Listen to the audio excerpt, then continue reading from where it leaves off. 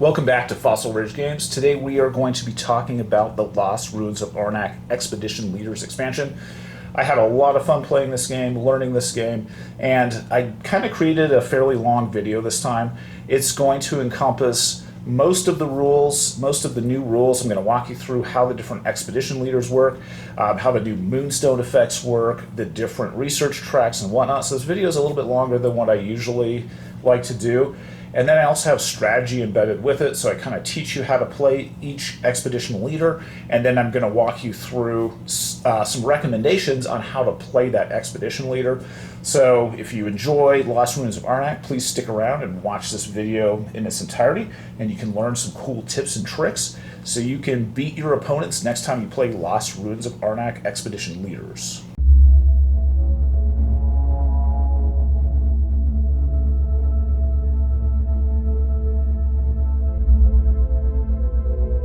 Let's go ahead and talk about the captain.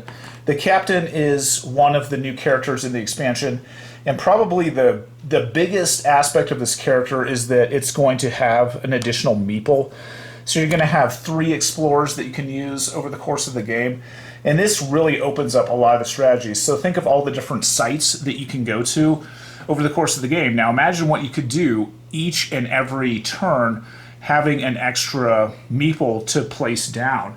Now, that is a great and a fantastic aspect of the game, but in reality, it can be somewhat difficult to master the use of the captain. So first and foremost, what you're going to look at is this character does come with a fear card, and this is kind of a unique card. It's called Hidden Fear. Now, the game mechanics on this state that, let's say this card is exiled. Well, what happens is that another fear card comes into the game to replace it. So think of it as you kind of have to eliminate this card twice from your draw deck. So it has kind of a presence right out of the get-go. The other thing that you need to note is that every starting character also starts with 2 fear cards in general. So this character is going to start with 3 fear cards in his deck, and then he's going to have 3 additional cards in his deck, which can be a little bit hard to start off with. So half of your cards are going to be somewhat inhibitive, although you can go to 3 spots. Since you have a lot of these fear cards in your hand, you can really only go to a lot of the boot locations, which are the basic sort of campsites at the bottom of the board.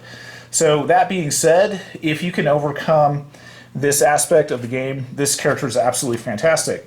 So as a word of wisdom, when you're playing the captain, you're going to be looking for ways that you can eliminate cards from your hand. So get those discard tokens when you're moving up the research track. Get those idols also too from the idol deck that can help you get rid of those cards and discard those fear cards.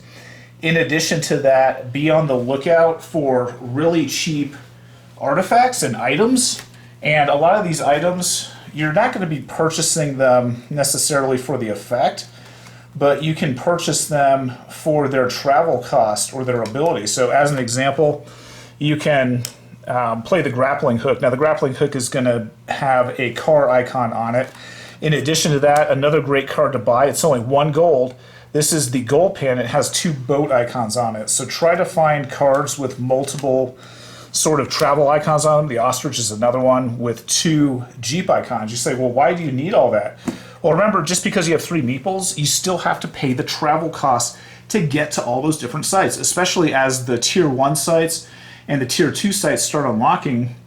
You're going to have to spend 1 jeep, 1 boat, a combination of those 2, or 2 jeeps. Sometimes it's airplanes, depending on which side of the board that you're on. So I highly recommend just going ahead and buying some cheaper cards that do have those travel options. Like here's another one, the hot air balloon. It comes with an airplane icon on that card. This will allow you to use these meeples. Now, when we're playing this game, what I noticed is that the players with the captain tend to not use all of their meeples every turn, so you're really wasting this sort of aspect. So we're going to move on from that and then talk about his other sort of ability, which is present on the board. I'm going to go ahead and move these cards out of the way. And it's this space right here. What you can do is take one of the meeples. I'll just throw this meeple right here. And it allows you to activate any of the assistants on the assistant pile. So I went ahead and just kind of put those 3 piles in the upper left-hand corner of the screen so you can kind of understand that. Notice that it's a silver icon. So what you can do is you can use their ability, their silver level ability of any of them that's on the board. You can only use it once per round. So this is like a unique spot. You can't put 2 meeples on it, so you can only use that once per turn. So some of those rounds, when you're bogged down and maybe you don't have enough travel icons, just remember you can then activate one of these assistant cards, which is a really great sort of bonus. So to sum it up, when you're playing the captain, you have 3 meeples to use over the course of the game. Be sure to sort of get rid of those fear cards early so that your deck is a little bit better charged for the end game. And then just start buying a bunch of items and artifacts that have decent sorts of travel icons on them. If you can get them with 2 boats or 2 automobiles, that's great, or a combination of the 2, that's even more fantastic. So be on the lookout for those cards so you can maximize all of those additional explorers that you can play throughout the course of the game.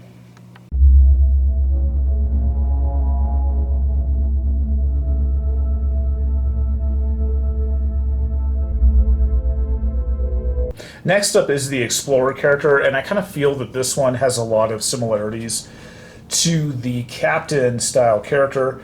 So kind of as an opposite end of the spectrum, whereas the Captain has 3 meeples, the Explorer only starts the game with 1 meeple. Now, what makes this character interesting is the concept of the snack tokens. So this character comes equipped with 3 snack tokens. 2 of these snack tokens appear at the beginning of the game that you can use. This snack token, which looks like a bowl of berries with a compass on it, this one comes into play at the beginning of the 3rd turn when the moon staff hits that location. The Explorer can then utilize it. So these snack tokens are used to basically energize your single Explorer token right here and allows your Explorer to move to another location. So kind of as an example, maybe on your first turn, you move to the tablet space and you go ahead and grab 2 tablets from this location. Then what you can do as an action, you can spend this food token in which you flip it over and you place it on the site up here. And then you can move your token to a new location. So let's say we just move over to the arrowhead location and go ahead and grab an arrowhead. Then on your next turn, if you want, you can go ahead and then spend this other snack token. Now notice this one has a gold piece on it, which means that you need to spend a gold piece to activate it. And then when you do that, you can go ahead and flip it over, you stick it on the space, and then you can move to another location. Now, if there's already a snack token, like let's say for the tablet space or here on the arrowheads, you can't put your meeple in that location. You have to go to an open spot. So it prevents you from hitting the same location just over and over again. So in this case, maybe we'll go ahead and grab some compasses. So that game mechanic is fairly cool, but it also has some limitations and some restrictions, kind of just like the Captain had. So if you go to a new location, you still have to pay the travel cost. So if you kind of look at this, it can get kind of expensive, whether it's 1 boot or 2 boots, you still have to pay that travel cost. And then later on in the game, when you go to the tier 1 sites, you're going to have to pay the automobile / Jeep looking icon or the boat icon. And then if you're playing on the advanced side of the board, sometimes you have to play those airplane sort of icons as well.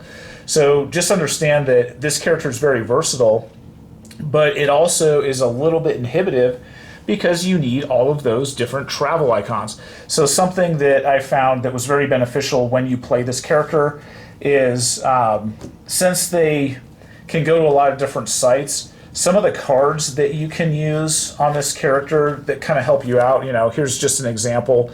I always like the ostrich, but look for cards that allow you to draw additional cards. So as you're playing all those travel icons, you're going to become depleted, and you won't be able to go to all those sites because you run out of cards. You run out of all those travel icons. So that can be kind of inhibitive. When you do that, you know, another good card is the goat. So, you know, you can place a meeple with a discount of 1 boot. So that's great. You know, also too, then the goat has 2 boots actually on it, so you can go to those sort of secondary locations if the first one is clogged up with another player. So just be on the lookout for all of those cards. And here's another example, a steamboat. It's a fairly cheap card. It has 2 boat icons. So instead of wasting 2 cards to get your 2 different boat icons, look for 1 card with 2 icons on it. It'll give you a lot better card efficiency when you're playing with this character, specifically the Explorer. So there's a couple other cards that are interesting as well, and they're actually in this character's deck. And what these do, and it kind of allows you to spend your snack icons on these cards to gain different effects. So kind of like with the Captain, you get bogged down sometimes and you might not be able to move your meeple all around because you're essentially running out of cards in your hand.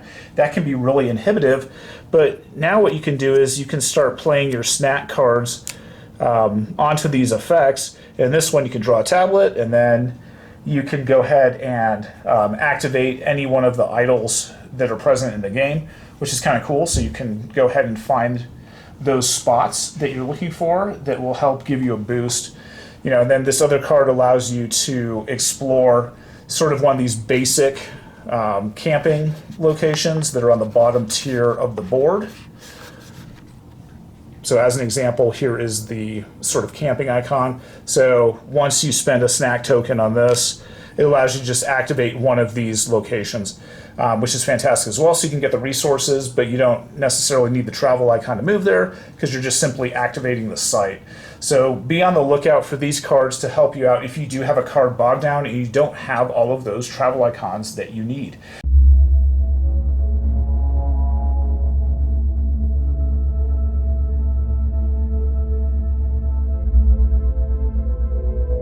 The next character that we're going to talk about is the Falconer.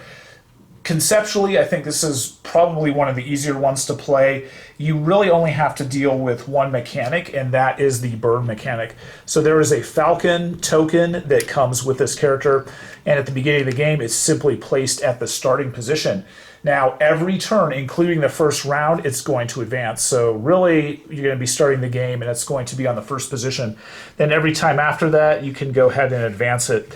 In addition to this right here, you can also play certain effects from your hand. So here is one of the custom cards that comes with the Falconer, and notice at the bottom there's a fast effect with the bird icon. So if you play that as a fast effect, it's going to advance this bird one more position down the track. So over the course of the game, be aware that you can advance the Falcon sometimes several times per turn based upon the cards that you have in your hand.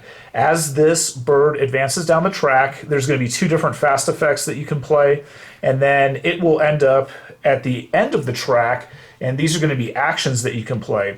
So at any point in time, if you want to spend the Falcon, it's going to fly back to the beginning, and then based upon the position that you're at, you can purchase any of these 3 upgrades along the track. You can purchase the one that's at the top or the one that's at the very bottom.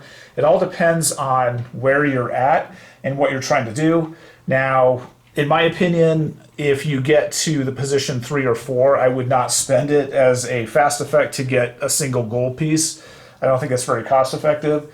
And especially activating sites, especially as the game goes on, is really, really beneficial. So as an example, let's say you are at the 3rd position here and you want to spend this. You spend your action, and then you can activate any of the level 1 sites that are on the board, whether they're occupied or not. So it's a fantastic option. You have a lot of versatility on the different resources that you can get. And to make this even better, once you hit this 2nd tier, this is the top position for the Falcon, you can actually activate a tier 2 site of your choice. So here's an example. I'm just going to throw one on the table. You get all of these different resources by simply activating that spot in that position. So the Falconer character is very easy to play, and it's very effective. I highly recommend, though, that you wait till you can do these site activation style events.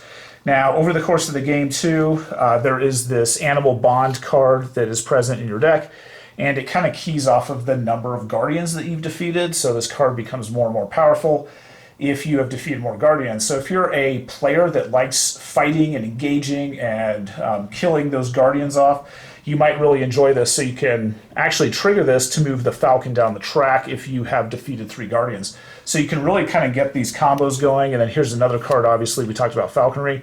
So if you get kind of these cards together, it's, you know, potentially you could move the Hawk and that Falcon down the track literally 3 positions. You get 1 for the new turn and then 2 of these effects. So you can move it actually 2 locations beyond that normal one that you get. So you can move it 3 locations. So you could go 1, 2, 3 and then activate a tier 1 site. And that's really fantastic. So it gives you a lot of versatility for site activation and killing Guardians. The Falconer is a Guardian-centric style character, and as a result, you do want to defeat as many Guardians as you can. Now, something else that allows your bird to travel down the track faster is this center icon. And what this basically means is that instead of flipping your Guardian token and using it for the corner option, I can flip it over to actually advance the bird. So in this case, I flip that Guardian over and I can advance the bird token. And if, let's say I have a second one of these Guardian, these Guardians that I have defeated, I can flip this one also and do a fast effect to move the bird. So kind of in conjunction with Animal Bond, you can kind of see that if you are killing and defeating Guardians, you can readily advance the bird, and then you can also burn the Guardian sort of like tokens that you've received in the game to move the bird even faster. So you can constantly be accelerating and then activating these tier 1 and tier 2 sites. So once again, really strong combo, slay Guardians and then activate sites. Some tips and tricks for the Falconer, and I went ahead and just grabbed the arrowhead container. Since you're going to be fighting a lot of the Guardians, most of the Guardians, not all of them, require an arrowhead to defeat. So there's a pretty high quantity of them that need that arrowhead. Secondarily, be on the lookout for weapons and things in the item and artifact decks that can defeat Guardians. So we have the bear trap, we have the bow and arrow, and like one of my all-time favorites is the revolver. It's absolutely ridiculous when it comes to slaying Guardians. So be on the lookout for those cards, and then also be on the lookout to have a healthy amount of arrowheads so you can help defeat those Guardians. A lot of them, and I just went ahead and grabbed 3. So as an example, you can see this toad, it needs an arrowhead to defeat. The next one looks like a centipede, it also needs an arrowhead to defeat. And then this, whatever this thing is, looks like a primitive rhino or something. This also needs an arrowhead to defeat. So if you can kind of have a decent supply of arrowheads in conjunction with some of these weapons, you will go a long way with playing the Falconer.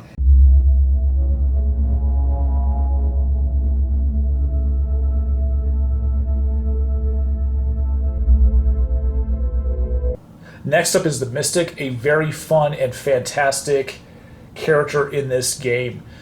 The one thing about this is that where I feel that some of the other sorts of expedition leaders have deficiencies, this one does have a deficiency, but it almost has like a built-in mechanism to negate that deficiency right out of the gate. So the Mystic uses fear to perform rituals. So what does that look like? When you have a fear card and you exile it, it goes into this ritual pile on the left side of the game board. And then what you can do is you can perform multiple rituals. So I'll go ahead and take a quick zoom in on this. So you can see these 3 different rituals that you can perform. One of them's 2 fear cards, one of them's 3, and then the other one is 4 fear cards. Now the 2 that are really potent is the ability to buy an artifact for really cheap, and then the other one is to defeat a Guardian. Now what's great about that, you can defeat any Guardian no matter what types of resources you would normally have to defeat that Guardian. So it makes it extremely versatile. So think of this character as someone that literally eats fear over the course of the game. And this is kind of a fun and fantastic mechanism. Now what makes this character so potent is that the core cards that come with this character, obviously you're going to have 4 cards in the draw deck. But 3 of these cards help you negate and get rid of and discard these fear cards right out of the gate. So although you start with a deficiency, which is pretty hefty, you're going to start with 2 fear cards, but every single round you're going to have to draw an additional fear card for the Mystic, so you basically have the 2 that you start with, and then 1 for each round. You're going to have 7 fear cards to deal with over the course of the game. It wasn't uncommon when we were playing the Mystic that the Mystic had anywhere from 11 to 14 fear cards over the course of the game. So that being said, though, you can use these cards in the Mystic's hand to cycle these cards into the ritual pile. Now, the one thing that you also need to understand is that you have to exile these cards, and at the bottom part of it, it looks like a flame icon. You actually have to exile this card from your deck to perform these rituals that appear on the left side of the screen. So if you can manage the fear generation and manage the mitigation of that fear, this character is extremely effective. It's one of the expedition leaders that was routinely in the top 2 of point totals every single time we played the game. It was absolutely fantastic, and especially if you saw a player actually get and understand this character, they were able to score a ton of points, and I'll show you how that works. When you're playing Lost Ruins of Arnak, specifically when you're going to different site locations in the Tier 1 or the Tier 2 sites, kind of a theme that you see is that a lot of the cards where you gain the jewels and the gems, you also get a fear card with that. So a lot of times when you play this game, it kind of forces some of the players away from these sites because they don't want to infuse their draw decks with a bunch of fear cards. Not necessarily the point totals. I mean, obviously you suffer 1 sort of victory point loss for each fear card you have at the end of the game. That's not what really makes the fear cards awful. What makes it awful is that when you're cycling these things through and you draw your 5 cards every turn, you often end up with 1, 2, even more fear cards, and that really messes up your turn. So a lot of players you'll see, they will shy away from going to these sites with the fear cards actually present. When you are playing the Mystic, go ahead and feel free to search those locations. Go ahead and soak up those fear cards and then use it to play your rituals. So here's another example. We've got some Tier 2 sites which are pretty heavy. This one gives you a lot of resources. This one on the right is absolutely fantastic. I see this thing in a lot of the games that we were playing. I love going to this site. You get 2 tablets and 2 arrowheads. That is fantastic.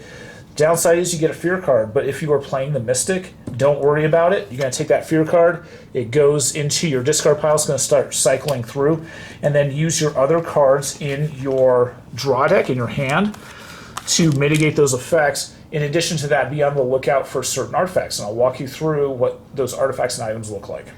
Here's some examples of cards that really help you out when you are playing the Mystic. The first one is the First Aid Kit. This is absolutely fantastic. You look at the top 4 cards of your deck and you exile up to 2 or keep 1. Remember, if you draw 4 cards and you get multiple fear cards, you can exile those cards. Those exiled cards go right into your ritual pile. Absolutely fantastic. Other cards that you'll find that really work well is the Machete. You get resources and you can get rid of one of those fear cards. Torch is the same thing, except with a tablet. The Axe is a little bit more muted than the Machete, but still the same game mechanic. The Army Knife is absolutely fantastic. I love this card in almost any single game that you play. Once this thing comes out, it gives you a lot of versatility. And then finally, the Grappling Hook. You can kind of get a little bit of synergy where you're kind of drawing cards and then you're discarding at the same sort of point in time. Remember this, look for these items that help you discard. Also look when you're going up the various tracks for the different discard options. So as an example, you can look for those relics, and oftentimes those relic tokens, I'll bring that into focus, that will also give you a discard option.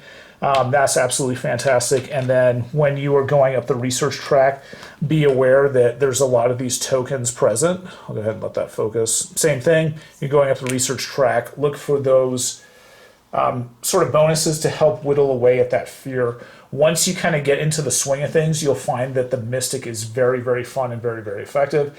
I especially liked buying artifacts at a discounted value for 3 of those fear cards. And it kind of gives you a artifact-centric playstyle, but it also allows you to go to a lot of those sites where you're gaining fear where a lot of the other players won't go. So let's start talking about artifacts. Now remember, we just mentioned that you can use one of your rituals to buy artifacts at a discount of 3. when you're purchasing that artifact. So a lot of the stuff, you're going to notice that the artifacts are a little bit better and they're more fear related than the other cards. As an example, the Rod of Division, we have the Stone Calendar, in which you can get rid of a card to draw a tablet, or you can do some other things at the bottom. So I'm just going to start cycling through these cards. Look at how many of these artifacts in which you can use to discard different cards. So think of those fear cards as something that you could make a pretty hefty sort of play style around. They are all available in the artifact deck. Here's a assistant. This one you can actually use to get rid of a fear card. This is fantastic. Unfortunately, I never got this when I was playing the Mystic, but this is something I definitely want to have. I mean, look at this assistant. That would help you greatly with this playstyle. Now, something else that people shy away from when they're playing this game, and I've noticed this quite a bit, they're hesitant and reluctant to buy artifacts that generate fear. So here's an example. You can generate fear and a gem. This one generates fear and 4 coins. So once again, we have this in arrowheads, and this just goes on and on and on. So a lot of the artifacts you can get a massive amount of resources off of, but you're going to gain a fear card. But if you're playing the Mystic, use that to your advantage. One thing I noticed when playing the Mystic is the ability to make a pretty amazing point total by just employing this basic strategy. You don't necessarily have to fear your deck because of all of the resources that they give you to start the game. Look at all the stuff that they give you to mitigate that fear when you're playing the Mystic. So I highly recommend the Mystic. It's probably one of my top 2 characters for Expedition Leaders, and I highly recommend trying it out.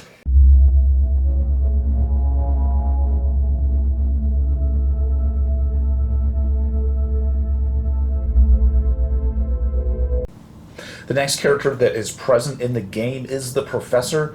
This is going to be an artifact-centric character that excels at purchasing and utilizing artifacts throughout the course of the game.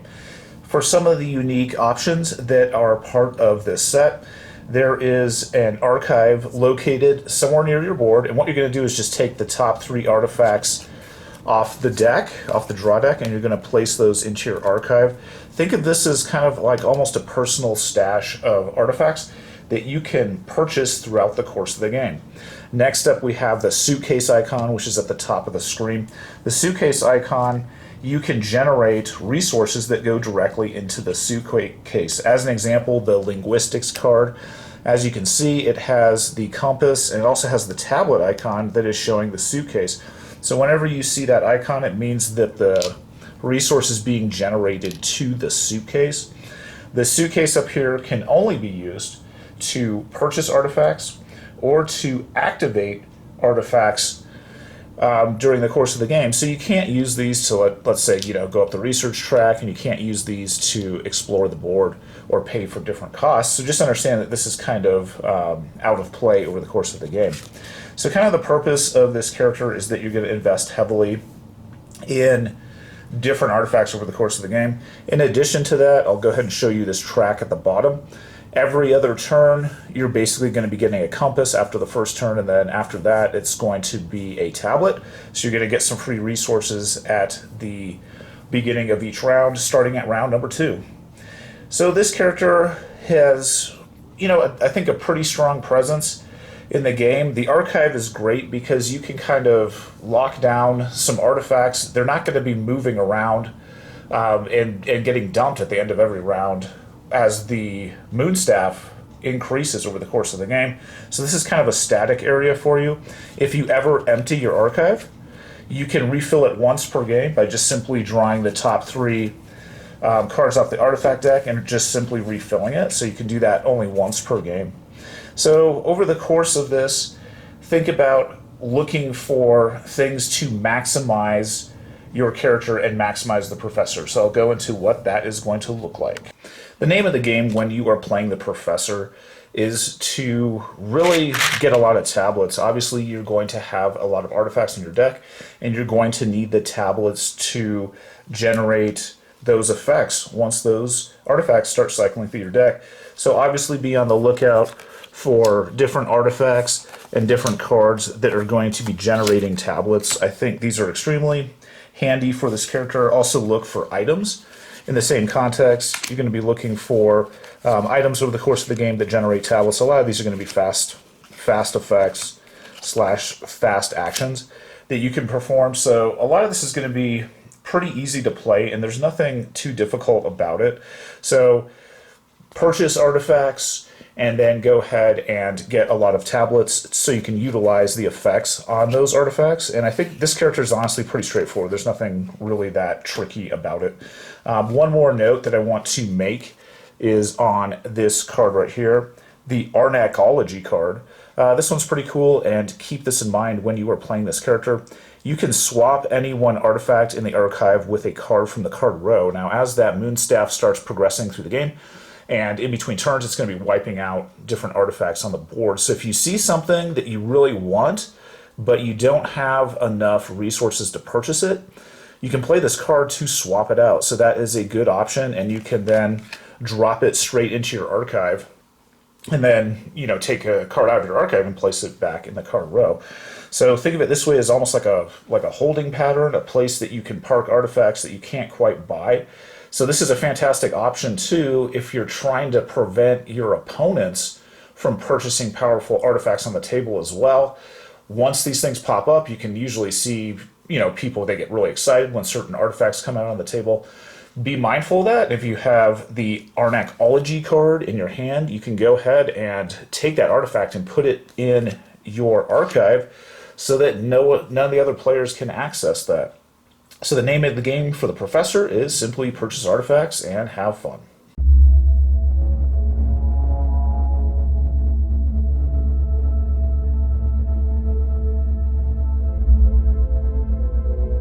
I saved the best character for last, and that is the Baroness. I think this character is extremely effective at generating a lot of victory points during the course of the game, and she's super easy to play. So this character is going to be very item-centric. She is a wealthy person that can get a lot of items very quickly into the game. And then she has a special card that allows you to immediately sort of utilize that card instead of waiting for it to cycle through your deck.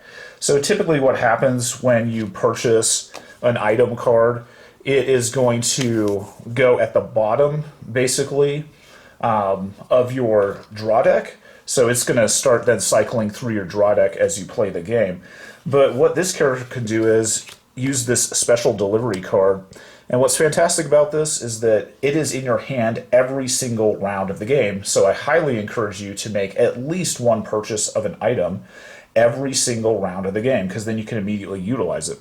So it says, play this effect when you buy an item and put it directly into your hand. So as an example, if we had just purchased this item, the sieve, we could then take it and then pull it into our hand, and then we can utilize that card this turn, or not this turn, but this game round. So what's fantastic about this is that you don't have to wait for cards to cycle through your deck, and you can use cards immediately for what you need on that game round, whatever it is, whatever resource you're looking for. You can kind of pick and choose and get the best items out onto the table and onto the board. And then this thing is just going to kind of go into your played area. To put it simply, when you play the Baroness, go for gold. Constantly look for cards and effects that are going to generate money and gold so that you can buy all those different items. Now, something else that gets kind of out of control and crazy is that if you buy items that then in turn generate more gold, and this effect just starts getting out of control. So think about all of the different cards that you have that can generate gold. And I'm just throwing, you know, just a few of them onto the table really quickly, so you can see that there are tons and tons of items. And there's also, you know, some artifacts that are kind of gold-centric. You're going to find most of them sort of in the item deck as well. So think about this. You're purchasing items that generate gold, then you can bring that card into your hand and then play it, you know, kind of before the Moonstaff advances next time, and then you generate even more money. Then what happens is your draw deck gets supercharged with even more money. So then you're going to just start cycling more and more money through your draw deck. Then you can trigger special delivery again on the next turn, and you just keep going, and you build up just a massive amount of items and a massive amount of points in your deck. So when we were playing the Baroness, either she won the game outright because she had so many victory points, or she was basically a top contender every single game. So she was either in the first or second position in every single game that we play that she's on the table. She's literally one of the top two characters that is gaining points. So I think she's really potent. I think she's super easy to play. A lot of sort of inexperienced players that we kind of got into this game that had never played this expansion before really took off with the Baroness and were able to gain a massive amount of points. So the name of the game, get money, get money, get money, and buy, buy, buy. A new game mechanic that is present in the Lost Ruins of Arnak Expedition Leaders is the concept of the red staff. I think this is a great addition to the game. Basically what they did is they took 12 new artifact cards and 18 new item cards and added them into the game. And what this does is it allows you to have a lot more versatility when it comes to the artifacts and the amount of items that you can see over the course of the game.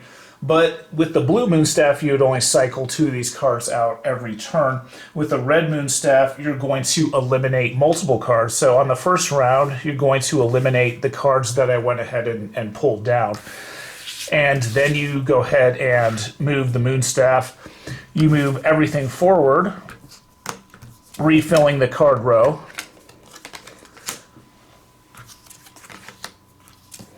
And then you're ready for the game round to begin. Now, on the next turn, the same thing is going to happen. So at the end of the round, when you're redoing everything, 2 cards next to the staff are going to be eliminated, and then the staff moves forward. You might think that this is kind of a silly mechanic. It actually makes the game a lot easier to play, in my opinion. It gives each player the ability to look and see more cards throughout the course of the game. That leads to more options. More options means it's easier and the game is a lot more versatile and you can make a lot of big plays. So I highly recommend playing the Red Moon Staff in your games of Lost Ruins of Arnak. For fun, the game designers have created new research tracks for you to explore. So on the right-hand side of the screen is the traditional research track on the easy side of the game board. And then you can see that there is a new research track that's double-sided that comes present in this expansion. And what makes this a lot of fun is that you can change out that research track. I think that's where the puzzle component of the game is. It feels like you're solving a puzzle as you go up this research track. There's a lot of different things they have to do. So to keep the replayability of this game alive, game designers have added these 2 additional research tracks. I kind of recommend playing these if you are a veteran player and you love the game. If you are a new player to the game, I kind of steer away from them and go ahead and just focus on the original research track in the game. But irregardless of which ones you play, it adds an extra level and an extra dimension to the game that is unmatched. On one of the tracks is this unique sort of pattern. All you do is go through the artifact deck, take the first card that is a compass cost of 3 exactly, and you place it on the board. And what this does is that once the meeple moves to this location, it can activate this card basically for free, and you get that effect. So it's kind of a cool thing that you can do, and each game's a little bit different because you can have obviously multiple different types of artifacts that get stuck in this position, and it gives you something to kind of look forward to, and you can kind of plan your run a little bit better. Like as an example, you could throw a different 3-cost artifact out into that location. So anytime one of these meeples reaches this location, they can activate it without paying the traditional cost, which would be a tablet. So this is very similar to when you buy an artifact and it triggers the first time that you buy it before it goes into your sort of used pile in your used location. So this adds an extra dimension to the game. Now, similarly, if you flip the board over, there is a space on the board and it has a guardian icon. And this is a pretty cool idea. You go ahead and place a face down guardian on this location. And once you advance to this site, it flips over and it can be sort of like defeated as normal, but you have to kind of deal and contend with that guardian. You can't go past it. You can't just go ahead and move right past it. So it causes like a block in the center of the research track, and it's something that you have to overcome. Thanks everybody for watching this video. Due to the amount of content in this expansion, it was impossible for me to go over each and every rule, but I kind of highlighted the vast majority of the changes and the vast majority of what you will see when you play the Expedition Leaders. So go ahead and, don't be afraid to look at the rule book as a supplement, and then also too, the set includes specialized gaming cards for each of the Expedition Leaders, so keep those on the table when you're playing. It's a great reference. I hope you enjoyed this video, and as always, have fun gaming.